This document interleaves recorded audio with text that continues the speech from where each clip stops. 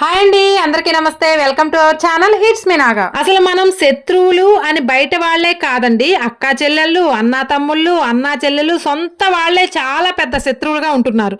కలిసినా పలకరించుకోరు, ఒకరిపై ఒకరికి కోపం, వీళ్ళని వాళ్ళు తొక్కేయాలని, వాళ్ళని వీళ్ళు తొక్కేయాలని పల్లెటూరులో అయితే మరీ ఎక్కువ కనిపిస్తున్నాయండి.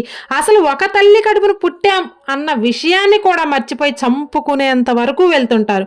ఒక్కోసారి ఇలాంటి వాళ్ళని చూస్తే బాగా జాలేస్తుందండి. ఇంకొకసారి కర్మ సిద్ధాంతం అనిపిస్తుంది.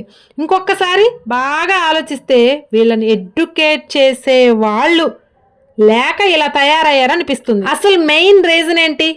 బ్లడ్ రిలేషన్ వాళ్ళు భద్రశత్రువులుగా ఎందుకు అవుతున్నారు? ఫస్ట్ అయితే జెంట్స్ గురించి మాట్లాడుకుందాం, అన్నదమ్ముల గురించి మాట్లాడుకుందాం, తర్వాత అక్కా చెల్లెల గురించి మాట్లాడుకుందాం. ఇప్పుడు ఇద్దరు అన్నదమ్ములు ఉన్నారంటే ఒకళ్ళు గుడ్ హ్యాబిట్స్ ఉండొచ్చు, ఇంకొకళ్ళు బ్యాడ్ హ్యాబిట్ ఉండొచ్చు. అయితే ఒకళ్ళేమో సమర్థించుకుంటారు చేసిన పనిని, ఇంకొకళ్ళేమో విభేదిస్తూ ఉంటారు, అంటే ప్రశ్నిస్తూ ఉంటారు. ఇవన్నీ కూడా ఎక్కడ తేడా వస్తున్నాయంటే నేను, నాది అని అనుకునేటటువంటి మనస్తత్వాల వల్ల. ఇంకో రీజన్ ఏంటంటే పేరెంట్స్, తల్లిదండ్రులు ఏం చేస్తారంటే, ఈ పాయింట్ మాత్రం తల్లిదండ్రులు జాగ్రత్తగా వినండి. ఇద్దరిలో ఒక బిడ్డనైతే బాగా ప్యాంపర్ చేస్తారండి, అంటే ఎక్కువగా కాపాడుతూ ఉంటారు. ఇంకో బిడ్డనేమో అలా వదిలేస్తారు.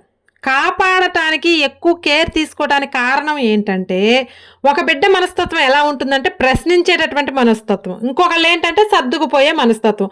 ప్రశ్నించేటటువంటి మనస్తత్వం ఉన్న పిల్లల్ని తల్లి కానీ తండ్రి కానీ ఎక్కువగా ఇష్టపడరు.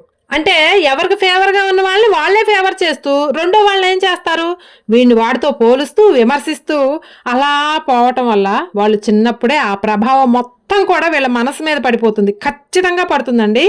అలా పడిపోయి మా అమ్మ నాన్నకి నేనంటే ఇష్టం లేదు, మా నాన్నకి నేనంటే ఇష్టం లేదు, మా అమ్మకి నేనంటే ఇష్టం లేదు అనేటటువంటి ఒక ఆలోచన 100 ఆలోచనలు పట్టుకొస్తుందండి. సో అప్పటి నుంచి ఏమవుతుందంటే, తల్లిదండ్రులకి ఒకళ్ళని బాగా చూసి, అంటే వీడు బాగా చదువుతున్నాడు అని వీడు ఏది అడిగినా కొనివ్వటం, ఏది అడిగినా చెయ్యటం, వీడు చదవటం లేదని వీడు ఏది మాట్లాడినా కూడా తప్పుగా చూడటం, వాడి ప్రతి ఒక్క అడుగు వేసేటటువంటి ప్రతి స్టెప్పు నడవడిక అన్ని తప్పు పట్టటం. అలా తప్పు పట్టడంతో వీడేం చేస్తాడు, ఆటోమేటిక్గా వాడి మనసంతా 24 గంటలు వాడితో ఏం ఆలోచన వస్తుందంటే, అరే నేను ఏం చేసినా వీళ్ళకి మెప్పించలేకపోతున్నాను, అలా మెప్పించలేకపోవడంతో వీళ్ళు నన్ను ఇలా చూస్తున్నారు, అందుకని తన్ను తాను రక్షించుకోవటం మొదలు పెడతాడు, అంటే ఎదురు తిరగటం మొదలు పెడతాడు అనమాట. వీళ్ళు ఎస్ అంటే దానికి నో అంటాడు వాడు. తర్వాత మంచిగా మాట వినేటటువంటి పిల్లగాడు ఎవరైతే ఉన్నారో వాళ్ళలో ఏ భావన వస్తుంది, నేను గొప్పవాడిని కాబట్టి నా తల్లిదండ్రులు నన్ను గుర్తించారు, నేను గ్రేట్ అందుకే మార్కులు బాగా వచ్చాయి, నేను గొప్పవాడిని కాబట్టి మంచి భార్య దొరికింది, అలా ఆలోచించుకుంటూ తన యొక్క గొప్పతనాన్ని, తన యొక్క ఆధిపత్యాన్ని ప్రతి విషయంలో నిరూపించుకుంటూ ఉండటానికి పక్కనున్న వాడిని ఎదవని చేస్తారు. తల్లిదండ్రుల దగ్గర, సమాజంలో, బంధువుల దగ్గర, అందరి దగ్గర కూడా వీడి గురించి నెగిటివ్, బ్యాడ్గానే మాట్లాడతారు. ఎందుకు? ఇది తల్లిదండ్రులు నేర్పిందే. తల్లిదండ్రులు పొగిడేసరికి ఆ పొగడతని ఫుల్ఫిల్ చేస్తున్నాడు, దాన్ని నిలబెట్టుకోవడానికి పక్కవాడిని తొక్కేస్తున్నాడు. కానీ ఇద్దరి ఎనర్జీ ఒక్కటే, కానీ వాళ్ళు అలా తయారు చేసింది తల్లిదండ్రుల యాటిట్యూడ్. అంటే అలా తేడా చూపించడం ఎప్పుడైతే మొదలవుతామో ప్రతి విషయంలో కూడా, అంటే చిన్నప్పుడు అమ్మ పంచిపెట్టినటువంటి లడ్డు దగ్గర నుంచి నాకే కావాలి ఎక్కువ అనే ఆధిపత్యం, లేదంటే ఎందుకురా వాడు ఊరికే గొడవ పడుతున్నాడు వాడికి ఎక్కువ ఇచ్చేసాయి అని తల్లి, లేదా అబ్బా వాడు ఊక అరుస్తున్నాడు రా ఎందుకు వాడితో గోల వాడికే ఇచ్చేసాయి అని అనగానే అప్పుడు ఎక్కువ తీసుకుని వాడు ఏమనుకుంటాడు, నేను ఇలా గోల చేస్తే నాకు ఎక్కువ ఇస్తారు, సో నేను చేసేది కరెక్ట్ అని అనుకుంటాడు. సో ప్రతి దానిలో వాడు ఏం చేస్తాడంటే అరిచి గోల చేసి గోల చేసి దాన్ని పొందటానికి అలవాటు పడిపోతూ ఉంటాడు. వీడంటే ఒక భయం ఏర్పడుతుంది. తల్లిదండ్రులు ఆ విధవనే ఎక్కువ ఇష్టపడతాడు, ఎందుకంటే భయం వాడు ఏం చేస్తాడు అని. తల్లిదండ్రులు లొంగటమే కాకుండా చుట్టూ ఉన్న వాళ్ళని కూడా వాడు ఫేవర్గా చేసే ప్రయత్నం చేస్తారు. వీళ్ళ యొక్క ఈ పిరికితనానికి కానీ అసహనానికి కానీ వాడు అలా తయారు చేస్తాయి. అంటే అప్పుడు ఏం జరుగుతుందంటే, ఆ ఎదవ మీద పిరికి మనస్తత్వం ఉన్నటువంటి ఇంకో వాడికి అమ్మో మా అన్నయ్య బలవంతుడు గ్రేట్ అనేటటువంటి మనస్తత్వంలో వాడు ఏది అడిగినా ఇచ్చేస్తాడు. అప్పటి వరకు బాగానే ఉంటుందండి. కానీ బయట నుంచి ఒకళ్ళు వస్తారు, ఎవరు? భార్యలు. అనగతొక్కే ప్రయత్నం చేసేటటువంటి భార్య అలాంటి నేచర్లోకి, అలాంటి మనస్తత్వంలోకి ఏర్పాటు చేసుకుంటూ అనగతొక్కే ప్రయత్నం చేస్తూ తిరుగుబాటు చేసేటటువంటి మైండ్ సెట్లోకి తను కూడా వెళ్ళిపోతుంది. నా భర్త గొప్పవాడు, నా భర్తను బాగా చూసుకోవాలి, బాగా తయారు చేయాలని చెప్పేసి ఎవరైతే ఉన్నాడో వాళ్ళ అన్న కానీ తమ్ముడు కానీ మీద అన్ని నెగిటివ్లే చూపిస్తుంది. అలా వాళ్ళల్లో వాళ్ళే బాయిల్లో కప్పల అలా ఊరికే గొడవ పడుతూ ఆస్తుల కాడ కానివ్వండి ప్రతి దానిలో చివరకు చంపుకునే వరకు వస్తారండి. అసలు చంపే వరకు ఎందుకు వెళ్తారండి అంటే అంత కసి ఎందుకు పెరుగుతుంది? వాడు వెధవ అని తల్లిదండ్రులే ఫిక్స్ అయ్యారు. వాడు వెధవైనప్పుడు చిన్నప్పటి నుంచే ఓపికగా మార్చుకోవాలిగా. చాలా మంది చెప్తారండి, అబ్బో మేము చాలా ప్రయత్నాలు చేశామండి, వాడు వినటం లేదండి అని. మన పాజిటివ్ అనేది తల్లిదండ్రుల నుంచే కాదండి, మన బంధువుల నుంచి కూడా తీసుకురావాలి. అన్న తమ్ముల్లో ఒకడు నష్టపోయాడంటే రెండో వాడే ముందు ఊరు మొత్తం ప్రచారం చేస్తాడండి. ఎందుకంటే వాడిని హైలైట్ చేసుకోవాలి అంటే పక్క వాడిని డౌన్ చేసి చూపించాలి. ఇక్కడ తోడబుట్టిన వాళ్ళు అక్కా చెల్లెలే కానివ్వండి, అన్న తమ్ముళ్ళే కావండి, అన్నా చెల్లెలే కానివ్వండి, మీరు గుర్తు పెట్టుకోవాల్సింది ఏంటంటే ఇద్దరూ కూడా ఒకే ఎనర్జీ నుంచి వచ్చారు.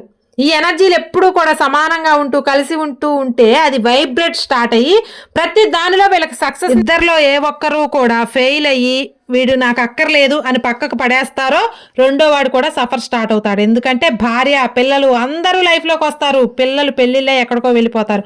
భార్య కష్టం వస్తే భర్తకు చెప్పుకుంటుంది, కానీ భర్తకు కష్టం వస్తే అప్పుడు నా వాళ్ళని గుర్తొస్తాడు. పేరెంట్స్, ఫ్రెండ్స్, రిలేటివ్స్ అందరికీ చెప్పుకుంటాడు. కానీ అందరూ అన్నిటినీ తీసుకోలేరు, అన్నిసార్లు ఓకే చెప్పలేరు. కానీ మన ఎనర్జీ ఎవరైతే ఉన్నారో అంటే మన తోడబుట్టిన వాళ్ళు ఎవరైతే ఉన్నారో వాళ్ళొక్కళ్ళే లైఫ్ లాంగ్ తీసుకోగలరని. మిగతావన్నీ కూడా సపోర్టింగ్ క్యారెక్టర్స్ అంతే. కానీ నీ ఒరిజినల్ క్యారెక్టర్ ఎక్కడుంది? మీ తోడబుట్టిన వాళ్ళ దగ్గర.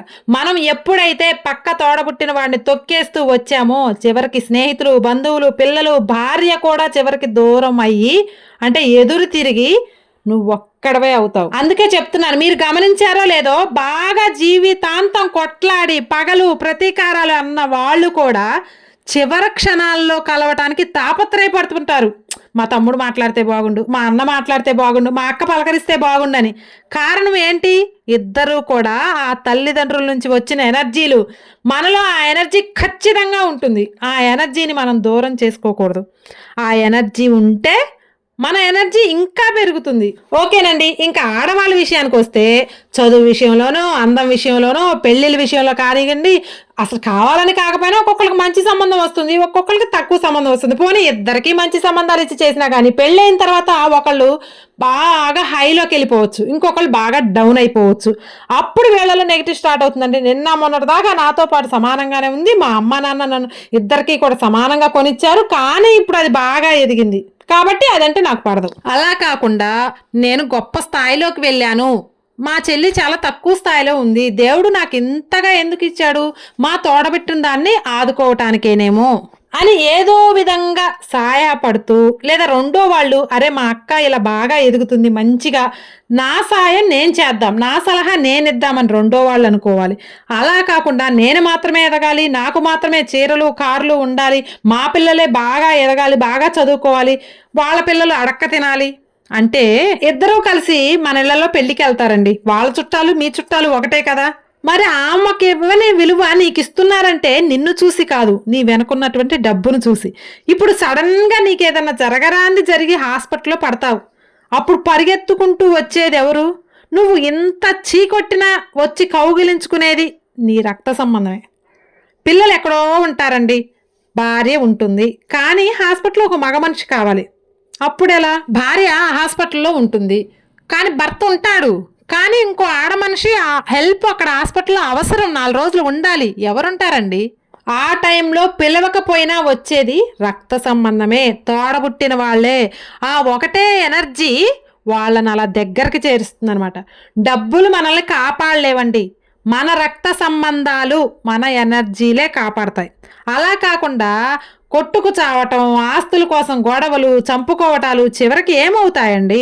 టెన్షన్లు, నిందలు, ఇంకా చంపుకుంటే జైలు పాలవ్వటం, మనశ్శాంతి లేకుండా ఉండటం, చివరికి కడుపు నిండా కూడా తినలేమండి. ఒక్కసారి మీరు చిన్నప్పుడు జ్ఞాపకాలు గుర్తు తెచ్చుకోండి, తోడబుట్టిన వాళ్ళతో ఉన్నటువంటి సందర్భాలను గుర్తు తెచ్చుకోండి. ఒకే డ్రెస్ ని ఇద్దరు షేర్ చేసుకోవటం, లేదా ఒకటే దండ ఉంటే ఇద్దరు కట్ చేసుకుని తలలో పెట్టుకోవటం, అప్పుడు ఎందుకు అంత హ్యాపీగా ఉన్నారు? షేర్ చేసుకోవటం వల్ల. కానీ ఈ రోజు ఏమవుతుంది? ప్రతిదీ నెగిటివ్ ఎనర్జీని తీసుకొస్తూ ఈర్ష్య, అసూయ, ద్వేషాలు, మనశ్శాంతి లేకుండా పోతుందండి. ఇంకా వాళ్ళకి ఆద్యం పోస్తూ బంధువులు కూడా చాలా మంది ఉంటారండి. అసలు ఆ బంధువుల మాట వినిచచ్చేదేదో మన తోడబుట్టిన వాళ్ళ మాట వినొచ్చు కదా. అసలు అక్క ఒక మాట అన్నదంటే అందులో మన తప్పుంటే పడితే తప్పేంటండి? చెల్లి ఒక దారిలో పెట్టడానికి హెచ్చరించిందంటే వినండి, తప్పులేదు. అసలు నాకు తెలియక అడుగుతాను, బయట సమాజంలో ఎంతో మంది మన పైన వాళ్ళు కానివ్వండి, కింద వాళ్ళు కానివ్వండి, లేదా మన ఇంటి పక్కన వాళ్ళు కానివ్వండి, అక్కడ దాకా ఎందుకండి, మన కడుపును పుట్టిన బిడ్డలు, అల్లుళ్ళు, మనవాళ్ళు ఎంతమంది ఎన్ని మాటలు అంటలేదండి. మన తోడబుట్టిన వాళ్ళు ఒక మాట, ఒక చిన్న మాట అంటే ఓర్చుకునే శక్తిని ఎందుకు కోల్పోతున్నాం మనం? ఫైనల్ గా నిజంగా చెప్తున్నానండి, రక్త సంబంధమే ఎక్కడున్నా సరే వాళ్ళని మాత్రం వదులుకోకండి. మన రిలేషన్ బాగుంటేనే మన నెక్స్ట్ జనరేషన్ వాళ్ళకు కూడా ప్రేమలు, ఆప్యాయతలు ఇచ్చిన వాళ్ళు అవుతాం. హ్యాపీగా ఉందాం. మేము అక్కా చెల్లెలమైతే ఎలాంటి వాటికి స్పేస్ ఇవ్వం. ఈ వీడియో మీకు నచ్చితే లైక్ చేయండి. అలాగే అక్కా చెల్లెళ్ళు, అన్నా తమ్ములు మీకు తెలిసిన వాళ్ళు ఎవరైతే ఉన్నారో వాళ్ళకి ఈ వీడియోను షేర్ చేయండి. Thank you.